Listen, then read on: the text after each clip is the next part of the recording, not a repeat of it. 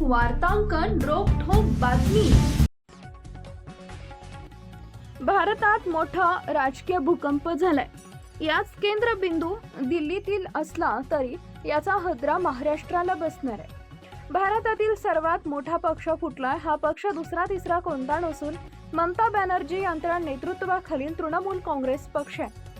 TMC पक्षाचे 29 पैकी 20 आमदार फुटलेत। हे 20 खासदार भाजप सोबत एनडीए मध्ये सामील होणार आहेत। यामुळे भारताचे राजकारण बदलणार आहे। सध्या पश्चिम बंगालच्या राजकारणात धक्कादायक घडामोडी घडतात। निवडणुकीतील पराभवानंतर माजी मुख्यमंत्री ममता बॅनर्जी यांना आणखी एक मोठा धक्का बसलाय। ममता बॅनर्जी यांच्या तृणमूल काँग्रेस पक्षात उभी फूट पडली।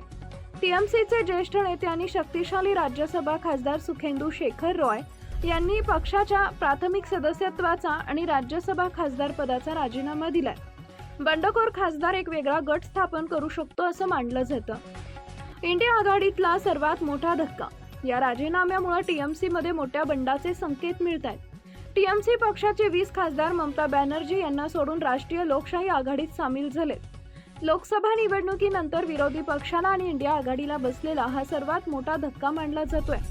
वृत्तानुसार हे सर्व बंडखोर खासदार लवकरच लोकसभा अध्यक्षांची भेट घेऊ शकतात। सुखेंदू शेखर रॉय हे तृणमूल काँग्रेसमधील सर्वात अनुभवी आणि स्पष्ट वक्ते नेत्यांपैकी एक आहेत। त्यांच्या राजीनाम्यामुळे राजकीय वर्तुळात खळबळ उडाली आहे। सूत्रानुसार सुखेंदू शेखर रॉय हे गेल्या काही काळापासून पक्षात होत असलेल्या काही निर्णयांवर आणि संघटनात्मक बदलांवर असमाधानी होते। पक्ष सोडण्यासोबतच त्यांनी आपल्या राज्यसभा सदस्यत्वाचाही राजीनामा दिलाय।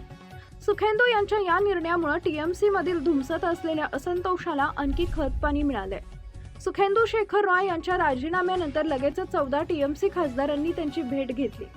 या गुप्त बैठकीची जोरदार चर्चा रंगली होती।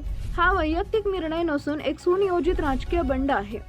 सुखेंदू शेखर रॉय यांच्या नेतृत्वाखाली एकूण 20 टीएमसी खासदार लोकसभा आणि राज्यसभा पक्षात दोन्ही सभागृहाच्या सदस्यात पक्षातून बाहेर पडले।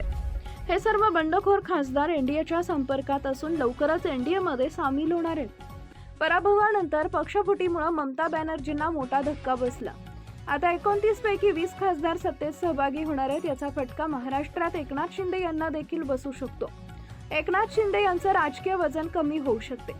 एकनाथ शिंदे यांच्या शिवसेना पक्षाचे 7 खासदार आहेत। एकनाथ शिंदे सातत्याने दिल्ली दौरे करत असतात। मात्र आता 20 खासदार असलेल्या टीएमसी वजन दिल्लीत वाढू शकतं। यामुळे एकनाथ शिंदे यांचं राजकीय वजन कमी होऊ शकतं अशी चर्चा राजकीय विश्लेषकांमध्ये रंगली आहे।